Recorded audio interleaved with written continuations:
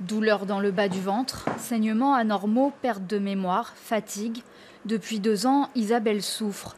Pour elle, ces maux sont liés à la mise en place de ces implants de stérilisation. Elle se bat depuis pour les faire retirer, mais les médecins lui trouvent d'autres causes. Vous êtes fatigué, donc vous faites une petite dépression.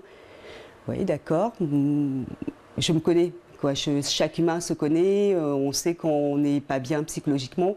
Je savais très bien que ce n'était pas psychologique, que c'était vraiment des douleurs qui étaient vraiment réelles.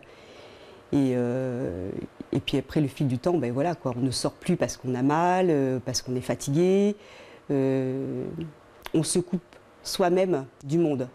Cet implant est sûr, le voici. Un ressort de 4 cm environ glissé par voie naturelle jusque dans les trompes.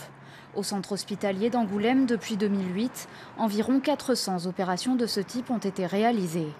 Est-ce qu'il y a des effets secondaires connus liés à ces dispositifs? Oui, c'est de deux types. C'est des douleurs abdominales qui apparaissent souvent très rapidement après la pose des implants et des problèmes de saignement anormaux.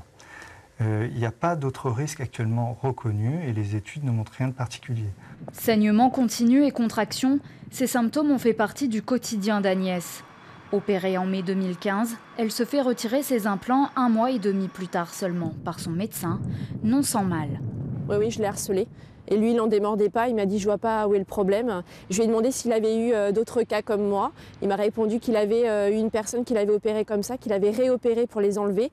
Mais il pense que c'était surtout un problème psychologique. La personne avait du mal à accepter d'avoir un corps étranger et du coup, il l'avait réopéré. Face à leur détresse, Agnès et Isabelle ont rejoint l'association Résiste.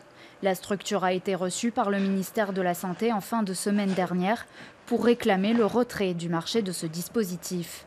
En France, plus de 160 000 femmes l'utilisent. 1 à 3 % d'entre elles souffriraient d'effets indésirables.